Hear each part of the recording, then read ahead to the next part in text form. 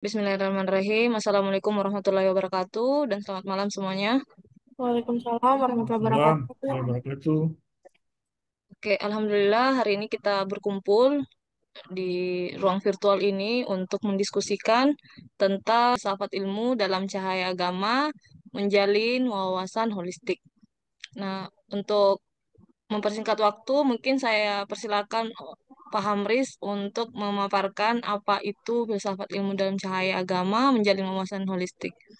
Mungkin Pak Hamris, saya persilahkan. Terima banyak kemudian ya. Eh, Assalamualaikum warahmatullahi wabarakatuh. Waalaikumsalam. Selamat malam semua teman-teman saya di kelompok satu. Eh, Kelompok satu ini kelompok yang luar biasa. Kita dikelilingi oleh ibu-ibu yang luar biasa. Luar biasa. Jadi cantik semua dan cerdas semua. Sehingga saya betah di kelompok satu. Untuk mempersingkat waktu, saya mulai saja tugas kita yang diberikan oleh Pak Prof. Firman, eh, yang diberi judul Filsafat Ilmu dalam Cahaya Agama Menjalin Wawasan Holistik. Dari tema judul ini saja, eh, izinkan saya mengambil tiga kata kunci di situ. Nanti ini bisa berkembang dari diskusi kita. Yang pertama adalah apa itu filsafat ilmu, kemudian apa hubungannya dengan cahaya agama, kemudian eh, kalau dikaitkan dengan wawasan holistik antara keduanya itu apa yang terjadi. Eh, Kemudian saya akan membahasnya dulu dengan latar belakangnya. Pada hakikatnya pengetahuan merupakan segenap apa yang diketahui tentang objek tertentu, termasuk ke dalamnya. Pengetahuan tentang objek selalu melibatkan dua unsur, yakni unsur representasi, tetap dan tak terlukiskan, serta unsur penafsiran konsep yang menunjukkan respon pemikiran. Unsur konsep disebut unsur formal, sedangkan unsur tetap adalah unsur material atau isi. Kemudian berpikir dan pengetahuan bagi manusia merupakan instrumen penting untuk mengatasi berbagai persoalan yang dihadapi dalam hidupnya di dunia. Secara historis, filsafat merupakan induknya ilmu. Dalam perkembangannya, makin terspesifikasi dan mandiri. Namun, mengingat banyaknya masalah kehidupan yang tidak bisa dijawab oleh ilmu, maka filsafat menjadi tumpuan untuk menjawabnya. Pada mulanya kata filsafat berarti segala ilmu ya ilmu pengetahuan yang dimiliki manusia. Mereka membagi filsafat pada dua bagian. Yang pertama yaitu filsafat teoritis dan filsafat praktis. Filsafat teoritis sendiri itu mencakup tiga eh, unsur. Yang pertama eh, mencakup ilmu pengetahuan alam seperti fisika, biologi, ilmu pertambangan, dan astronomi. Yang kedua, filsafat teoritis itu melingkupi ilmu eksakta dan matematika. Dan kemudian yang ketiga adalah filsafat teoritis itu ada ilmu tentang ketuhanan dan metafisika. Kemudian filsafat praktis mencakup ada tiga juga. Pertama norma-norma akhlak, yang kedua urusan rumah tangga, dan yang ketiga adalah sosial politik. Eh, Secara umum, filsafat berarti upaya manusia untuk memahami segala sesuatu secara sistematis, radikal, dan kritis. Berarti filsafat merupakan sebuah proses, bukan sebuah produk.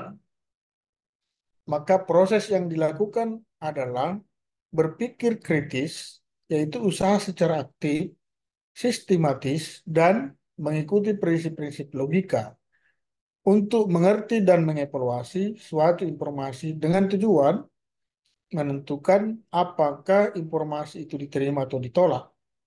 Dengan demikian, filsafat akan terus berubah hingga satu titik tertentu. Takwin 2021.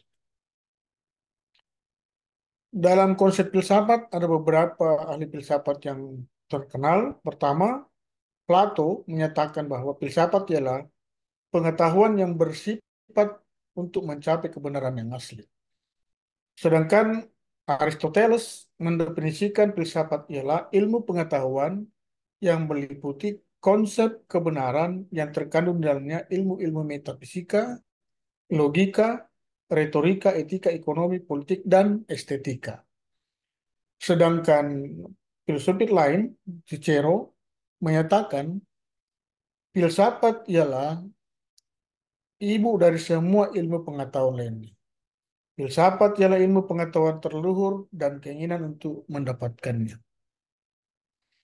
Menurut Descartes, filsafat ialah kumpulan segala pengetahuan di mana Tuhan, alam, dan manusia menjadi pokok penyelidikannya.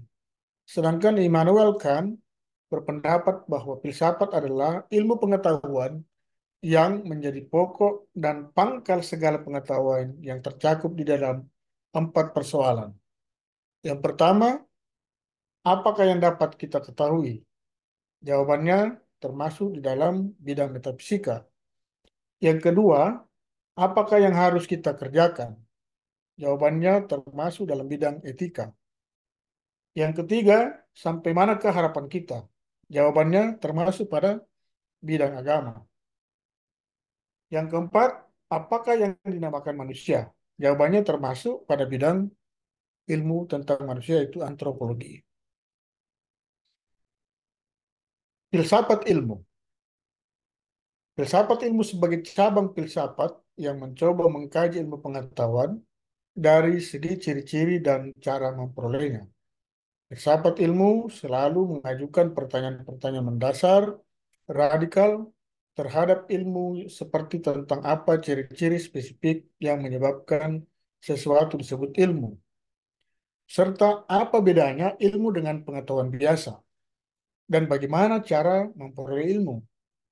Pertanyaan-pertanyaan tersebut dimaksudkan untuk membongkar serta mengkaji asumsi-asumsi ilmu yang biasanya diterima begitu saja, taken for granted.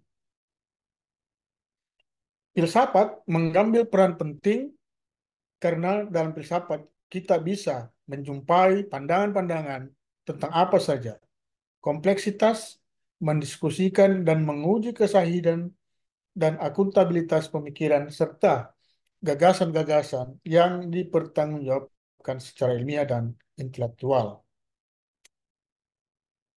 Filsafat ilmu merupakan jawaban dari filsafat atas pertanyaan ilmu, atau filsafat ilmu merupakan upaya penjelasan dan penelaahan secara mendalam hal-hal yang berkaitan dengan ilmu. Maka jelaslah bahwa sasaran filsafat ilmu adalah hakikat ilmu pengetahuan dan selalu mempertanyakan mengenai ontologi, epistemologi, dan aksiologi ilmu pengetahuan. Filsafat adalah studi tentang esensi dari segala sesuatu. Sementara agama adalah kepercayaan atau kepercayaan kepada Sang Pencipta dan menyangkut ketaatan mutlak terhadap ketentuan hukum atau hukum yang telah ditetapkan untuk kesejahteraan dunia ini dan umat manusia di masa depan. Filsafat dan agama adalah hal yang berbeda dan sering terjadi kontroversi di antara keduanya. Filsafat ilmu sebagai filsafat pada umumnya tidaklah secara doktriner memberikan penjelasan tentang ilmu pengetahuan, melainkan mengajak kita semua untuk mempersoalkan secara kritis kegiatan yang dirasa sebagai kegiatan ilmiah.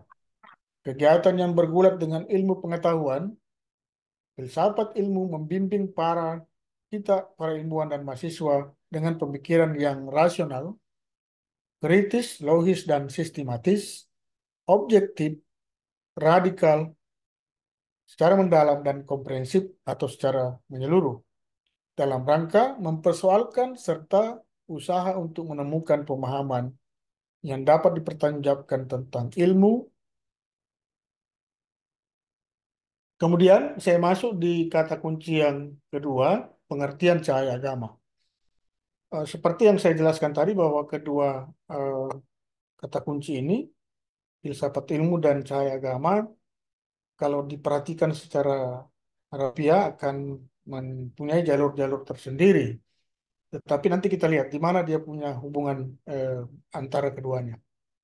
Cahaya yang dikenal di kalangan orang-orang awam ialah bahwa cahaya menunjuk kepada suatu yang nampak, sedangkan ketampakan adalah suatu yang nisbi.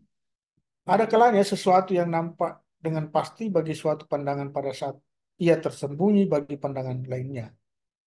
Dengan demikian, ia adalah sahir atau tampak dan batin tersembunyi. Secara nisbi, ketampakannya itu tentunya berlaku bagi sesuatu daya serap, sedangkan daya serap yang paling kuat dan paling penting di kalangan awam adalah panca indera yang diantaranya ialah indera penglihatan. Kemudian kata kunci yang ketiga atau kata pilihan kita yang ketiga adalah konsep holistik. Holistik adalah istilah yang mungkin belum begitu dipahami oleh kebanyakan orang. Istilah ini memang cukup jarang digunakan dalam kehidupan sehari-hari. Makanya tidak semua orang memahami makna dari istilah bahasa Indonesia ini. Holistik adalah istilah yang berkaitan dengan sesuatu yang dipandang secara utuh sebagai suatu kesatuan. Sesuatu ini lebih daripada sekedar kumpulan bagian saja. Istilah holistik ini digunakan dalam berbagai bidang. Holistik adalah cara pandang yang menyeluruh atau secara keseluruhan sebagai satu kesatuan istilah yang merupakan pikiran secara menyeluruh yang berusaha menyatukan beraneka lapisan kaidah serta pengalaman yang lebih dari sekedar mengartikan manusia secara sempit. Salah satu kontribusi ini ada topik yang lain yang terkaitan dengan penjelasan yang tadi, integrasi ilmu dalam aspek kehidupan. Sengaja saya kaji ini, nanti kita bisa lihat di mana perangnya eh, ilmu dan filsafat.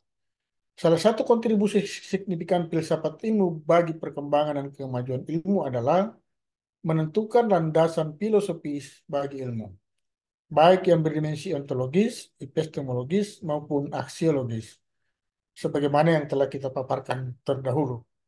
Dewasa ini, ilmu berkembang demikian pesat dengan munculnya pendekatan-pendekatan baru, seperti pendekatan interdisipliner, multidisipliner, dan sebagainya.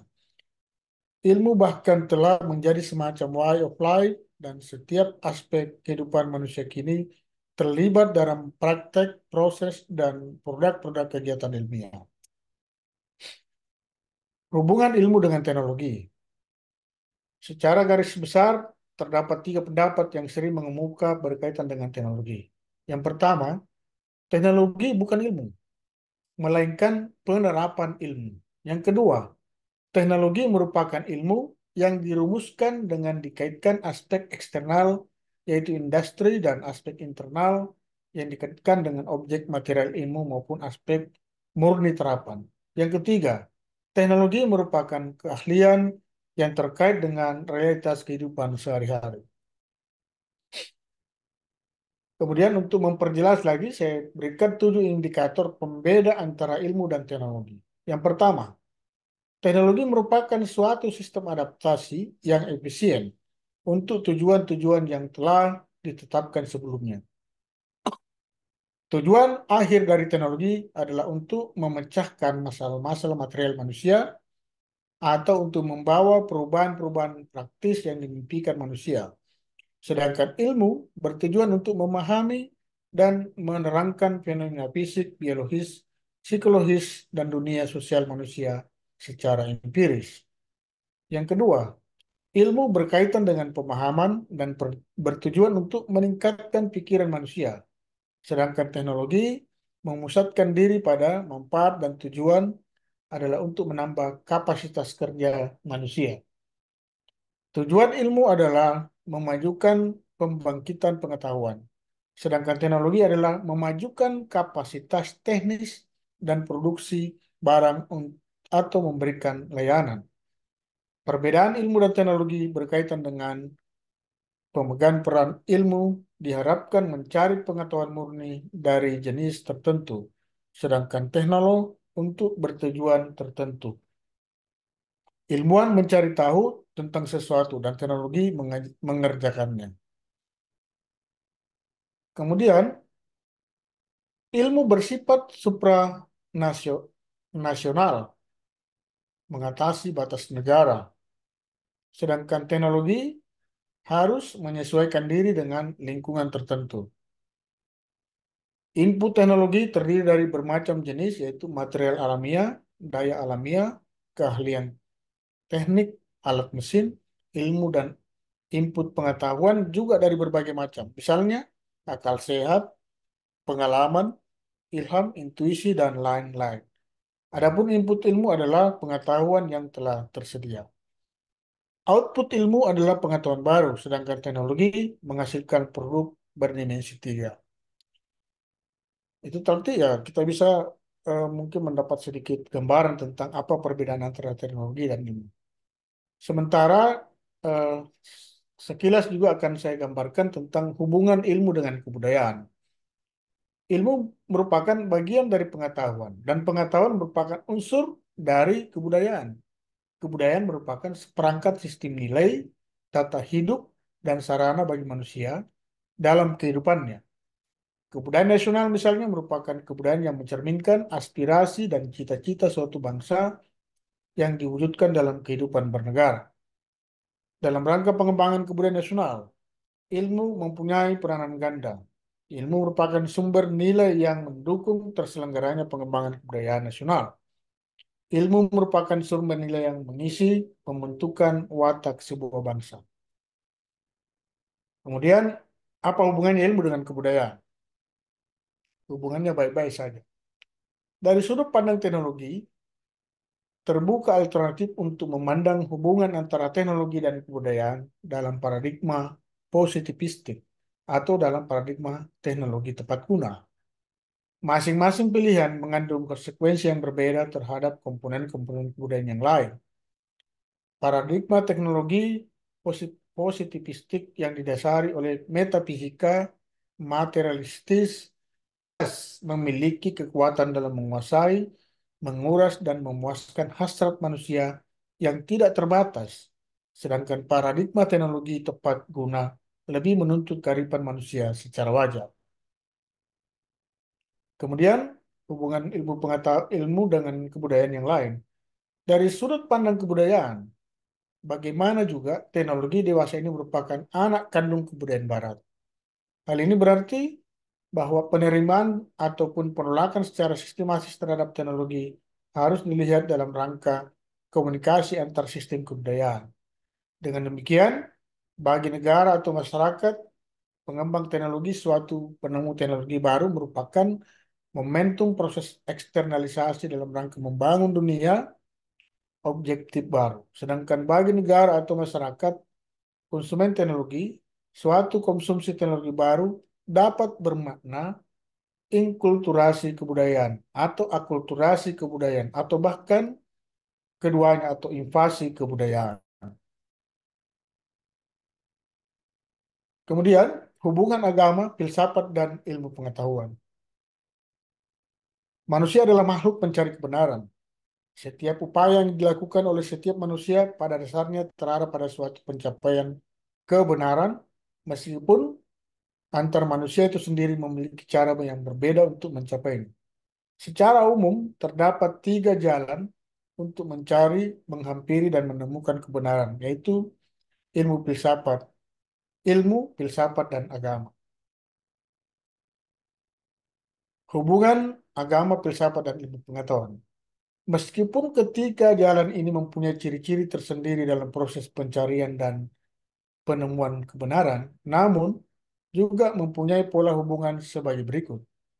Pertama, ilmu pengetahuan adalah suatu pemahaman manusia yang disusun dalam suatu sistem tentang kenyataan, struktur pembagian, bagian-bagian, dan hukum-hukum tentang hal yang ihwal yang diselidikinya, meliputi alam, manusia, dan juga agama. sejauh yang dapat dijangkau daya pikir manusia yang dibantu penginderaan,nya, yang kebenarannya dapat diuji secara empiris melalui riset observatif dan eksperimental. Yang kedua, filsafat merupakan ilmu istimewa atau ilmu khusus yang mencoba menjawab masalah-masalah yang tidak dapat dijawab oleh ilmu atau ilmu pengetahuan umum. Karena masalah-masalah tersebut berada di luar atau di atas jangkauan ilmu pengetahuan pada umumnya. Filsafat adalah hasil daya upaya manusia dengan akal budinya untuk memahami, mendalami, dan menyelami secara radikal dan integral hakikat Tuhan, alam, alam semesta, dan manusia. Oleh karena itu, manusia harus bersikap bijak sebagai konsekuensi dari pemahamannya terhadap ketiga hal tersebut. Agama merupakan satu sistem credo atau tata keimanan atau tata keyakinan atau ritus atau tata peribadatan dan norma atau tata kaidah atas apa yang diyakininya. Dalam agama juga diatur hubungan antar manusia dengan Tuhan, hubungan sesama manusia, dan hubungan dengan manusia dengan alam semesta. Hubungan agama, filsafat, dan ilmu pengetahuan. Yang pertama, titik persamaannya, baik ilmu pengetahuan, filsafat, ataupun agama, bertujuan atau sekurang-kurangnya berurusan dengan hal yang sama, yaitu kebenaran. Ilmu pengetahuan dengan tidak merasa terikat oleh ikatan apapun, kecuali oleh metodenya sendiri, mencari kebenaran tentang alam dan termasuk di dalamnya manusia. Filsafat dengan wataknya sendiri pula menghampiri kebenaran, baik tentang alam maupun tentang manusia, yang belum atau tidak dapat dijawab oleh ilmu. Karena di luar atau di atas jangkauan, dan juga tentang Tuhan. Agama dengan karakteristiknya sendiri pula memberikan jawaban atas segala persoalan asasi yang dipertanyakan manusia tentang alam, manusia, ataupun Tuhan. Kemudian titik perbedaannya. Baik ilmu maupun filsafat, keduanya dihasilkan dari sumber yang sama, yaitu pikiran. Akal, budi, rasio, nous, rei, perten, pernon, manusia. Sedangkan agama bersumber pada wahyu Tuhan yang lebih cenderung dipahami dengan rasa. Ilmu pengetahuan mencari kebenaran dengan jalan penyelidikan atau riset, pengalaman atau empiris, dan percobaan atau eksperimen sebagai batu ujian. Filsafat menghampiri kebenaran dengan cara pengembaraan akal budi secara radikal atau mengakar, integral, dan universal atau dikenal dengan alat yang bernama logika. Manusia mencari dan menemukan kebenaran agama dengan jalan mempertanyakan atau mencari jawaban tentang berbagai masalah asasi dari atau kepada kitab suci, kodifikasi, sabda Tuhan melalui orang-orang suci untuk manusia di atas planet bumi ini. Kebenaran ilmiah atau ilmu pengetahuan adalah kebenaran positif atau kebenaran faktawi yang berlaku sampai dengan saat ini. Kebenaran positif atau dugaan yang tak dapat dibuktikan secara empiris, riset, dan eksperimental.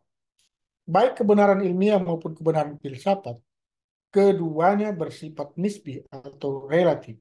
Sedangkan kebenaran agama bersifat mutlak atau absolut. Karena ajaran agama adalah wahyu yang diturunkan oleh Tuhan yang maha benar, maha mutlak, dan maha sempurna. Baik ilmu maupun filsafat, kedua-duanya dimulai dengan sikap sanksi atau tidak percaya, baru kemudian dapat menemukan kebenaran.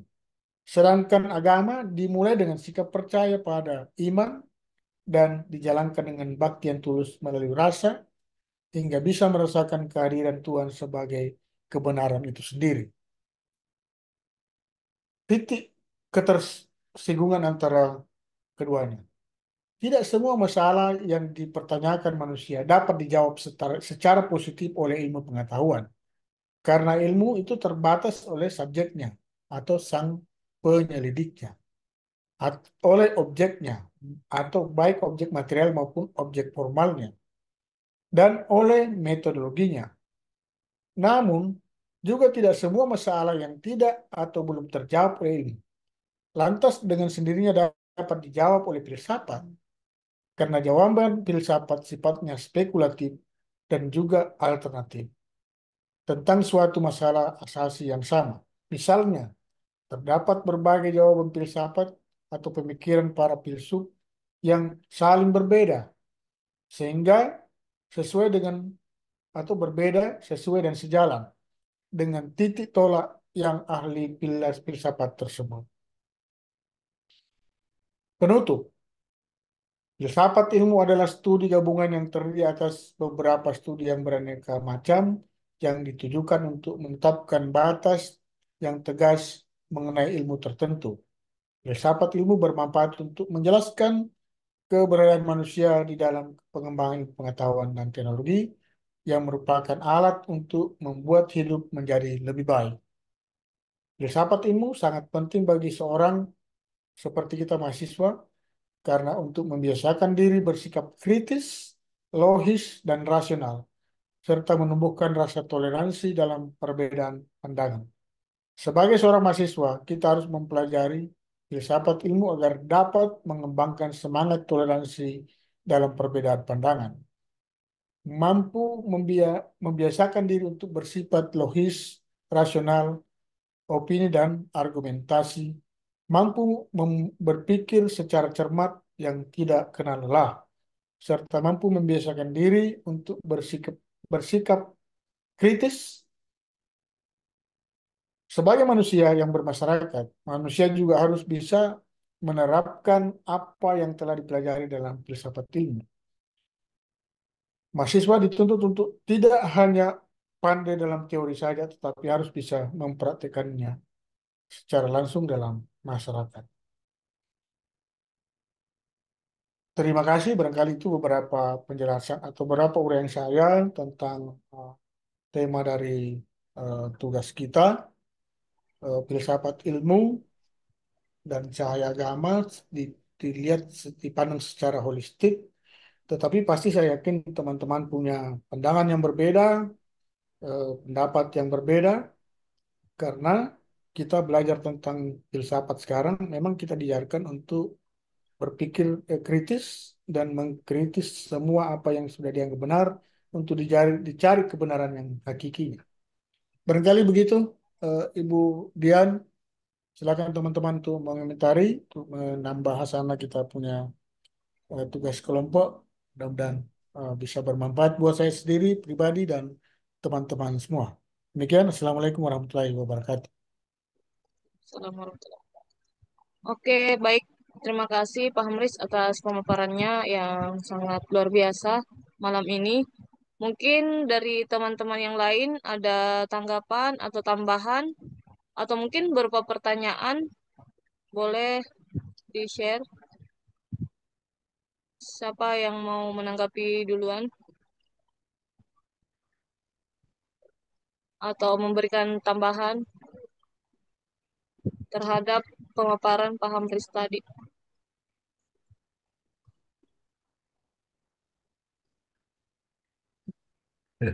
Bingung karena materinya sudah bagus sekali.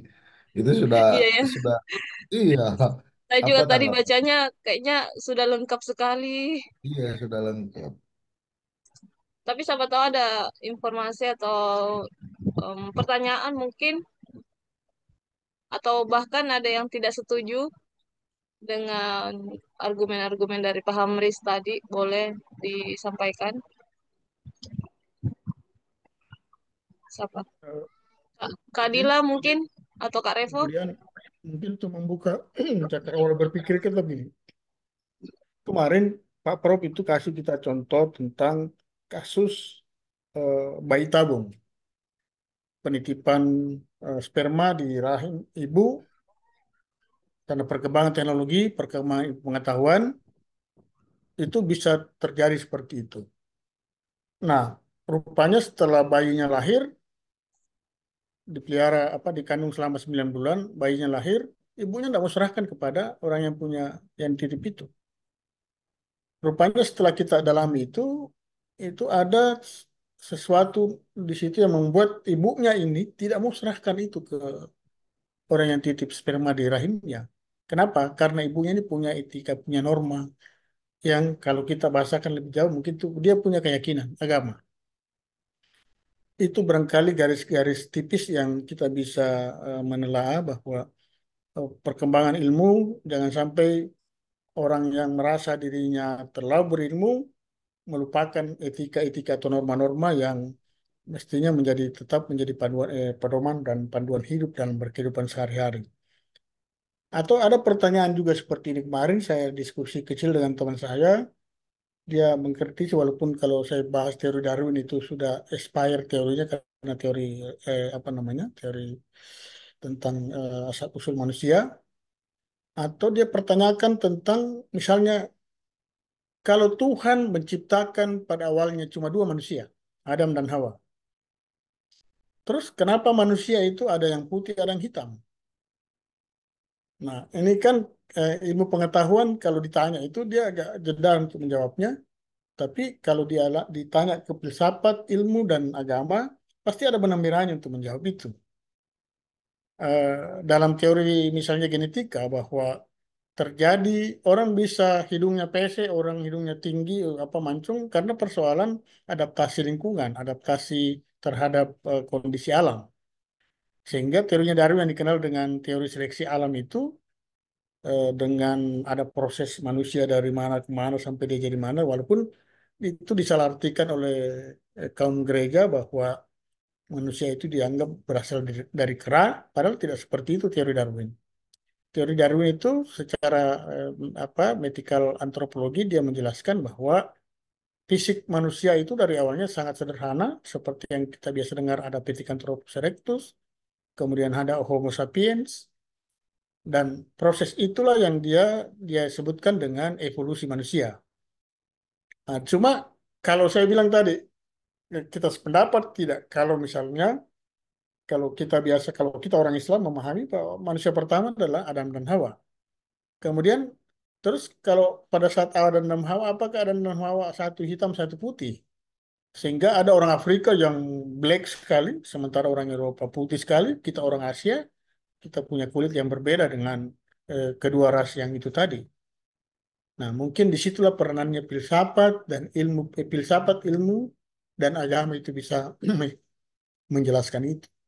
Karena kalau kita masuk ke dalam hakikat eh, agama menjelaskan asal muasal manusia kan lengkap sekali, jelas sekali di dalam Al-Quran bahwa manusia itu diciptakan dari tanah.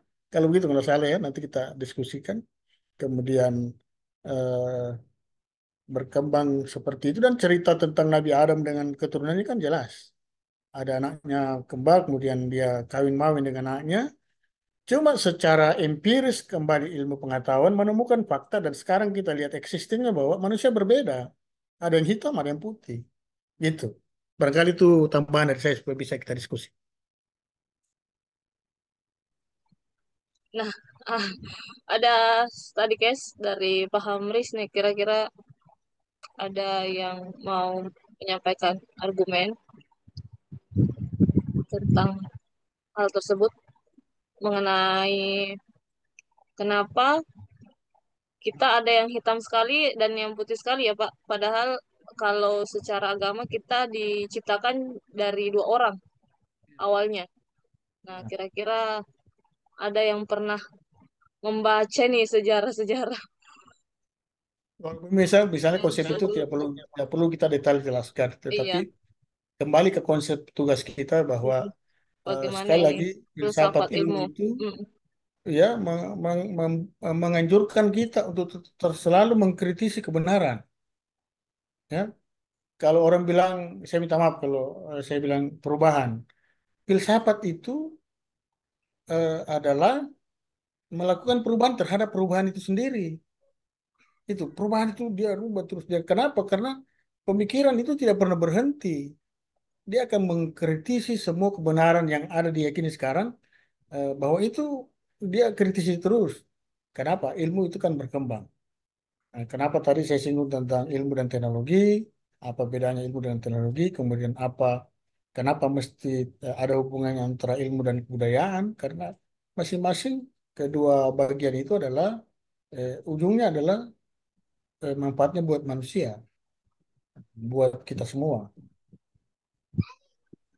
Begitu. Kalau Bu Fitriani, ada tanggapan, Bu? Bagaimana, Dik? Ya, baik. Terima kasih atas kesempatan yang diberikan. Terima kasih juga Pak Amris. Jadi saya jujur mendengar pemaparan dari Pak Amris ini, saya mungkin juga karena faktor apa ya, usia juga sudah lumayan, kemudian lebih pakar tentang bagaimana itu ilmu filsafat sesungguhnya. Eh, saya teringat pada komentar atau kata-kata yang diucapkan Pak Hamris di mana itu di dalam WA, grup WA bahwa kita ke kiri, ini kita belajar belajar tentang ke kiri-kiri dan ke kanan-kanan. Nah, nah inilah yang memang ketika kita berbicara tentang filsafat, ya tentunya kita akan ke kiri-kiri dan ke kanan-kanan. Mengapa? Karena ini yang tadi dibahasakan Pak Amris bahwa sudah boleh dikatakan sudah ada ditemukan, sudah kita paham pada dasarnya bahwa ini yang benar. Tetapi di dalam ilmu filsafat itu tidak cukup, harus ditelusuri lagi, didalami lagi sedalam-dalamnya sehingga jujur ketika dikaitkan dengan agama dengan agama mungkin kalau yang non muslim saya tidak paham, tetapi ketika kita sebagai umat muslim khususnya yang mencoba mendalami lebih dalam tentang memahami lebih jauh tentang bagaimana itu bagaimana kehidupan seorang muslim yang sesungguhnya yang kafah itu tentunya kita ini bagaimana justru kita diharapkan jangan mencoba menjerumuskan diri ke dalam ilmu filsafat itu. Mengapa? Karena tadi dasarnya bahwa berasal dari keberat-beratan yang mencoba mengganggu atau mencoba melogikakan apa yang sudah menjadi mutlak dalam Islam. Jadi uh, jujur ketika saya mendengar pemaparan dari Pak Hamris ini luar biasa. Tetapi pada dasarnya memang bahwa ketika kita mencoba ke kanan, artinya kita mengambil sisi positif bahwa mungkin tadi seperti yang dikatakan juga oleh Pak Hamris terkait dengan teorinya siapa tadi itu tentang manusia yang berasal dari kerah. Nah, itu pada dasarnya mungkin karena mungkin sebagian orang berpendapat bahwa memang kalau dalam Al-Quran sudah nyata-nyata bertolak belakang. Ya itu. Dan sebenarnya ketika kita mencoba untuk itu tadi mencoba mendalami lebih dalam, mencoba memahami bahwa apa sih maksud dari konsep yang ditemukan oleh atau disampaikan oleh siapa tadi itu? Ya, jadi tentunya arahnya pada dasarnya kalau didalami ya sebagian orang mengatakan bahwa bukan yang dimaksud adalah manusia berasal dari kerah itu pada dasarnya. Tetapi lagi-lagi bahwa ketika bicara tentang filsafat maka memang itu tadi bahwa sebagian bahkan kita dianjurkan untuk tidak mendalami karena akan mencoba menggugah keyakinan yang ada khususnya kalau di dalam Islam. Terima kasih Pak untuk sementara tanggapan dari saya. Ya, Bu. Terima kasih, Bu. Ya izin berkomentar, Pak. Siap, Eh, silakan Pak. jadi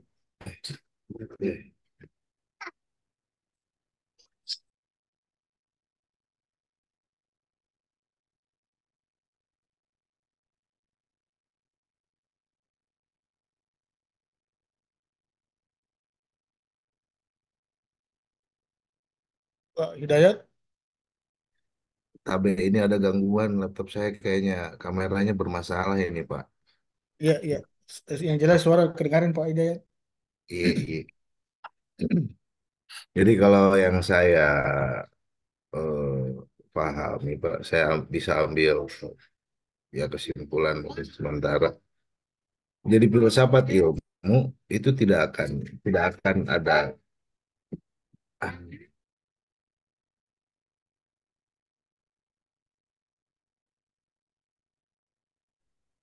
Filsafat ilmu itu tidak akan berhenti, Pak, akan terus berkembang.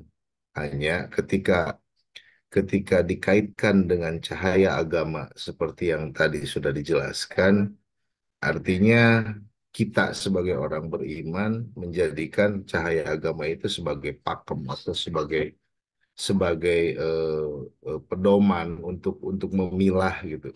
Karena karena dengan berkembangnya ilmu pengetahuan yang tadinya mungkin di zaman dulu belum eh, ditemukan dengan riset-riset, banyaknya riset-riset dari bidang apapun, semua pengetahuan berkembang gitu. Bahkan ada yang mungkin ketika dinilai dari perspektif agama itu tidak cocok atau bahkan bertentangan dengan hukum agama. Jadi cahaya agama dalam hal ini artinya dia sebagai pembeda atau apa ya, sebagai rambu untuk kita bahwa tidak semua hasil perkembangan pengetahuan itu bisa bisa kita terapkan, bisa kita gunakan. Kita ambil contoh tadi, walaupun memang debatable ya Pak ya, ketika terkait bayi tabung tadi. Aduh, mohon maaf ribut ini di sini Pak. Terkait bayi tabung tadi misalkan, secara satu satu sisi mungkin eh, dia akan bermanfaat untuk orang yang kesulitan mendapatkan keturunan. Tapi ketika digunakan sebagai apa ya, jasa sewa begitu, akhirnya kan timbul masalah dan secara norma agama kan salah juga Pak, bukan dari benih si suaminya sendiri kan gitu, atau bukan bukan rahim istrinya sendiri gitu. Jadi di luar aturan. Jadi agama ini menurut saya cahaya agama ini menjadi menjadi itu saja Pak, menjadi eh, apa istilahnya rambu lah untuk kita memilah mana yang boleh, mana yang tidak dari hasil perkembangan ilmu pengetahuan. Begitu mungkin kalau dari saya Pak, pendapat pribadi. Terima Ya, kasih. saya tangkap tuh. Lanjut, Apa Bang. masih ada tanggapan? Kita maksimalkan sampai jam 20.00 ya. Jadi masih ada waktu 5 menit untuk teman-teman menanggapi, mengomentari, atau memberikan tambahan. Boleh. Kak Revo, gimana Kak? Ada komentar Kak? Atau Dian mungkin?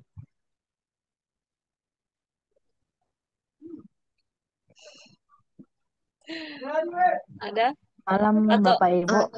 Ya, iya.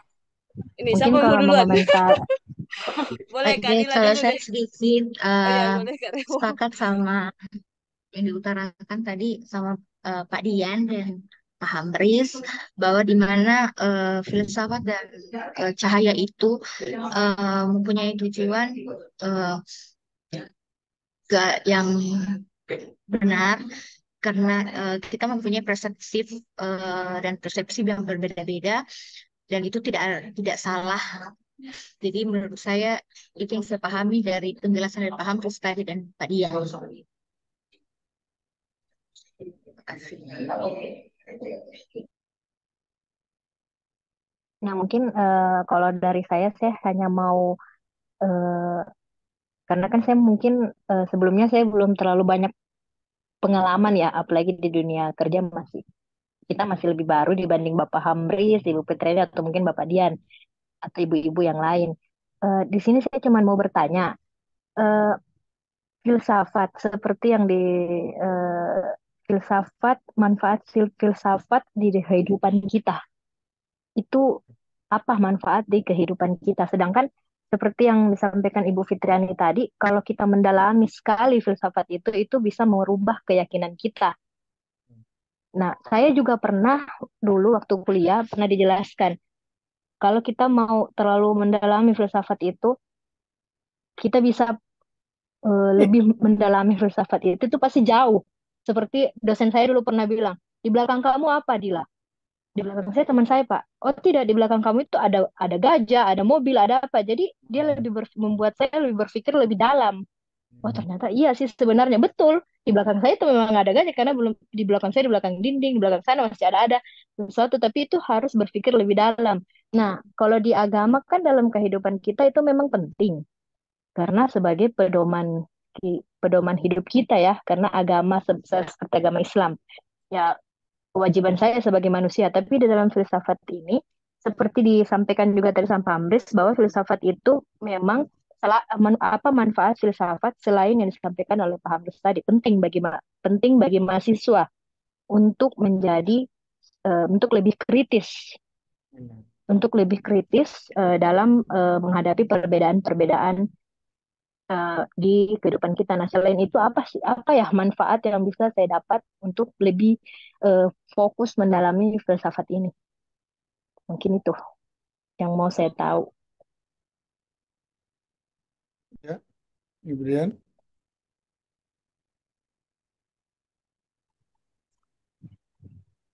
Ada jawaban, Pak Hamris ya.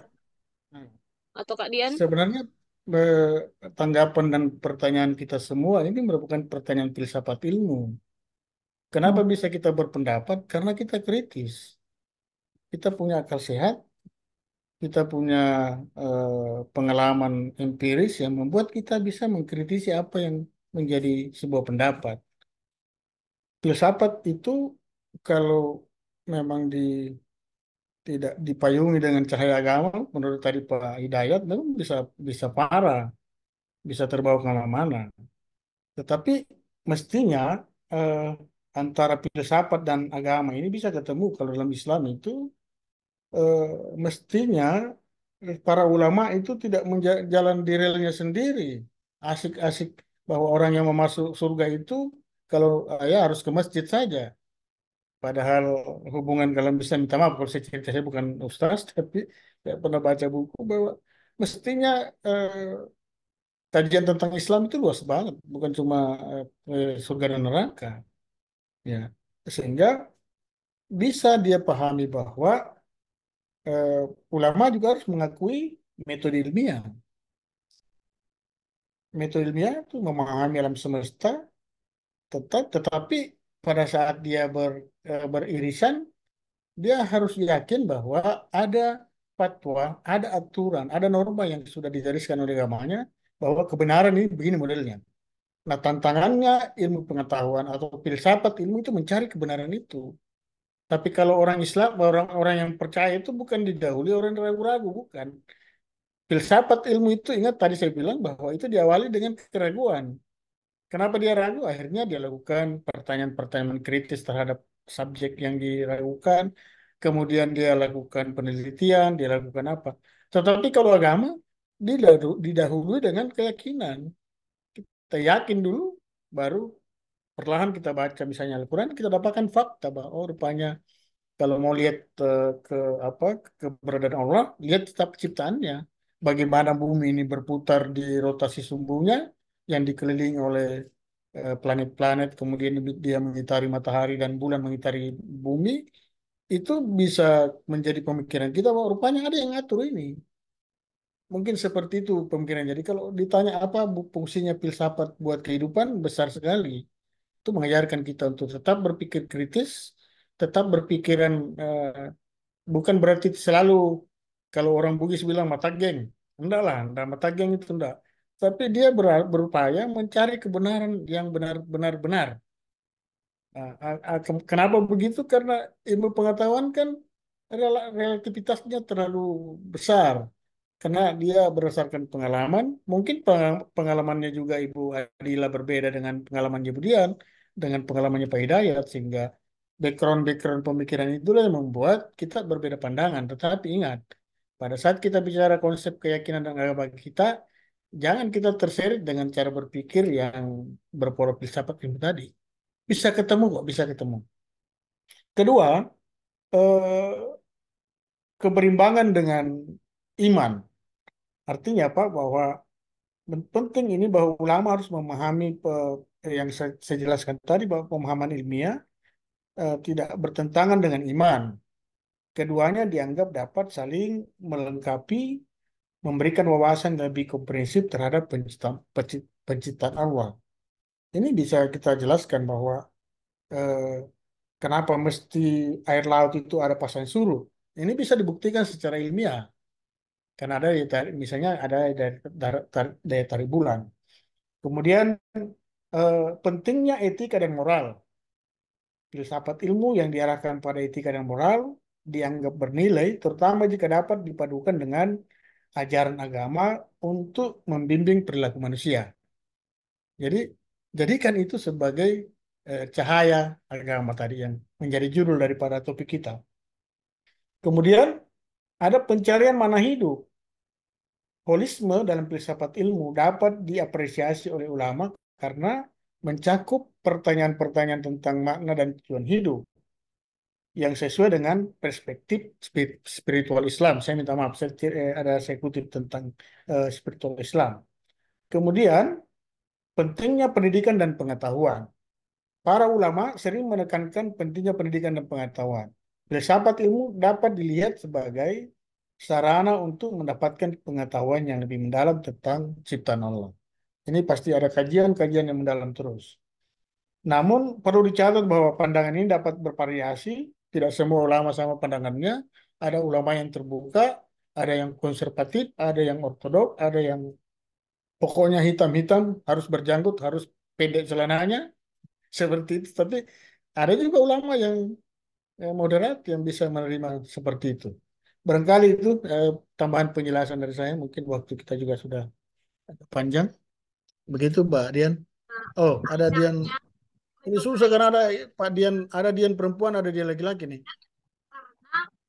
Iya. Ibu Dian laki, Dian perempuan angkat tangan tuh. Izin bertanya. Oke, silakan. Saya masih tidak mengerti dengan konsep holistik itu. Contohnya kayak bagaimana, Kak? Holistik. Iya, contohnya.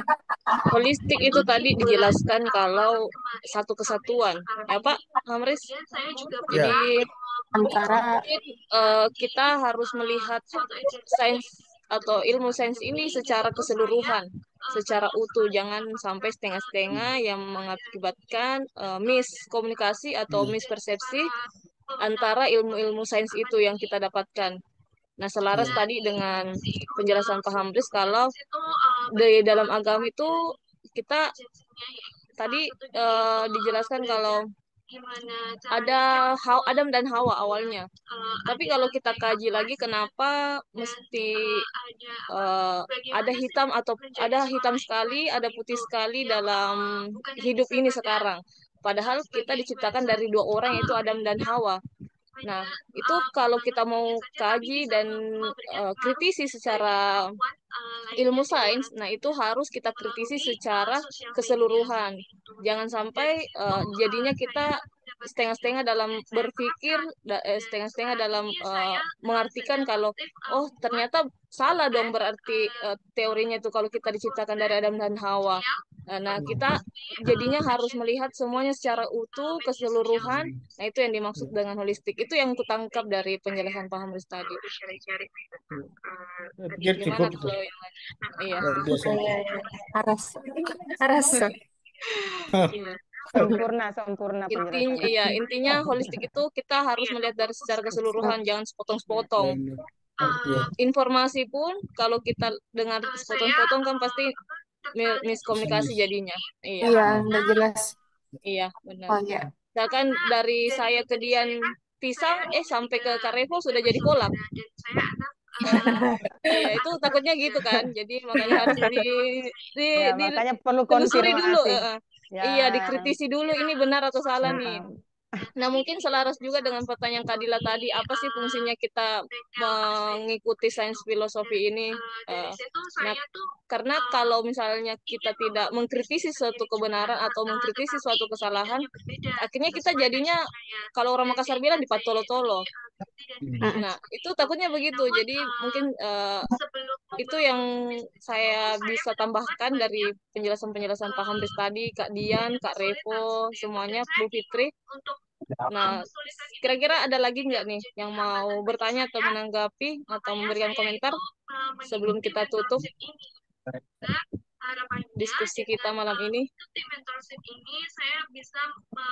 Ada lagi? Bu Fitri, gimana Kak? Masih ada yang mau disampaikan Saya kira cukup. langsung? Oke. Jadi mungkin cukup sekian untuk malam ini, luar biasa dan saya sangat apresiasi kehadiran Terima teman-teman yang kasih. tepat waktu. Malah saya yang kayaknya agak telat sedikit. Terima kasih untuk malam ini. Saya tutup dengan wabillahi taufiq wal hidayah. Wassalamualaikum warahmatullahi wabarakatuh. Selamat malam semuanya. Waalaikumsalam Waalaikumsalam. warahmatullahi Waalaikumsalam wabarakatuh. warahmatullahi Terima kasih Pak wabarakatuh. Hamris, Waalaikumsalam. Mbak Fitri. Sama-sama ya.